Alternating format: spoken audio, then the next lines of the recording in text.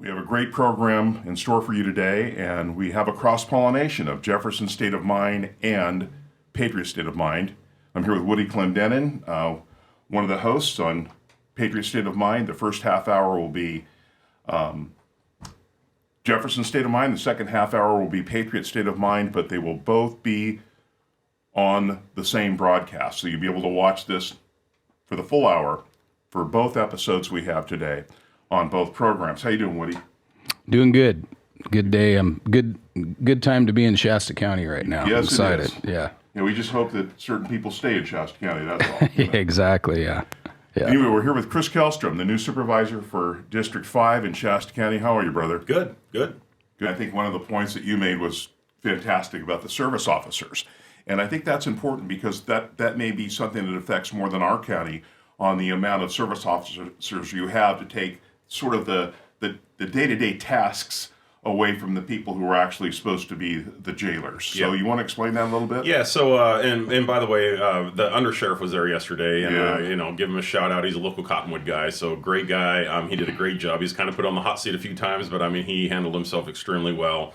So one of the things when I talked to a former administrator from the sheriff's office. And I was told about these public service officers. They used to have dozens of them, and they basically are entry-level positions where they don't have to go to the academy, they don't have to be post-certified, they don't, none of that stuff. They're basically, a high school kid with a diploma and a good background can take over as a public service officer. And back in the day, that's how they all got their foot in the door. When it was, when a lot of people wanted to go into law enforcement to get their foot in the door, they took a job as a public service officer, usually in the jail. And they were the ones that answered phones, they run the boards, they do some of the mundane stuff that our guards don't really want to do 12 hours a day as it is. So they used to have dozens of them, and so when I had the meeting with the sheriff and his staff, I asked Logan Stonehouse, another Cottonwood That's right. Great guy. He runs the jail, and I asked Captain Stonehouse, I said, how many guards do you have right now? And he said, right now I have about 50. Brian said yesterday 43, so we're right in that same number, somewhere in there. And I said, how many public service officers do you have? And I'm not kidding you, the room not only went silent, I think they all held their breath for a second. It was, I must have struck on something, and he kind of sheepishly said one. And I said, okay. I said, well, if you can't hire jail guards right now, maybe we need to start hiring some public service officers. And then I verified, because I don't know, so I'm educating myself every day. So I verified with all the staff there, the entire command staff. I said, a public service officer can run that board. It's like a computer monitor, and there's, you push buttons to open doors in the jail, and you have all the monitors and the cameras around you. And somebody needs, door D3 open, you push the button and it opens the door for you. And there was I thought he was a sergeant there.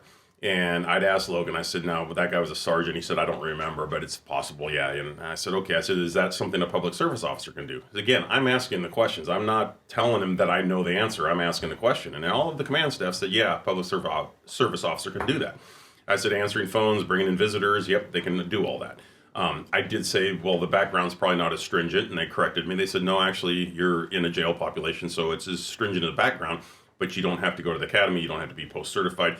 I said, you don't have to have core training. They said, well, you don't have to get hired, but they usually send you to core training. So they answered all my questions. And, again, I'm answering questions. And it came back to me later on that a certain individual was undermining me, saying that I didn't know what I was talking about. And it kind of bothered me a bit because I'm can't mention who that certain I'm not going to mention it, but it's like he was in this meeting, and if I'm asking questions, and if I'm asking something wrong, which I did, I said, well, the background probably isn't as stringent. Sure. And somebody corrected me. They said, no, it is.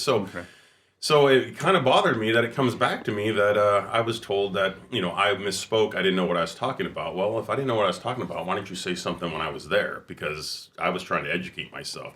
So yesterday I did get it on record with the undersheriff. I said, let me make sure I understand this correctly, because it came back to me that I didn't know what I was talking about. I said, so a public service officer. Well, first I asked him how many, and he had reported that they had 2. So I said, okay, you have 2 public service officers. Last time I was there, you had 1. So you've doubled the number. That's impressive. If we had 10 and we now have 20, it'd be more impressive. But 1 to 2 is, it's a positive. It's in the right direction. But I verified again that they can run the boards. They can bring in, guests. They can, or visitors. They can, answer the phones. They can do all this. And he said, yeah. And then right now they have a major need for transportation, and I didn't know if a public service officer would be able to help there. And no, they verified that, yeah, they can help there too. Wow. So it's like, but the part of the problem is there's no open positions for public service officers. There's a bunch of open positions for guards, for correctional officers, but not public service officers. So we remedied that yesterday too. I made a motion to put it on the next agenda that we're going to fund some positions for public service officers and get some more people in here. And, they're a pool of people. What you do is you get in half a dozen of them, whatever your needs are. And now you've got people to choose from. Sure. Hey, these 3 individuals would be great on the streets. Let's send them to the academy. Let's have the county pay for them to go to the academy and come back as a sheriff's deputy.